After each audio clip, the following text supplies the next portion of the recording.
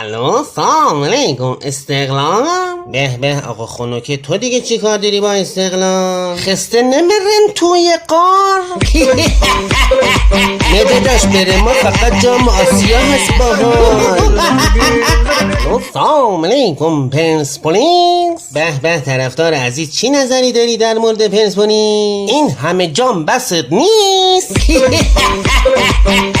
داداش، هیچ تیمی هم حریف نیست. الو سلام استقلال. بله تیکه نندازی که حساب نداره ما. نه خدای قهرمان ایرانه. ایوان داری آدم میری.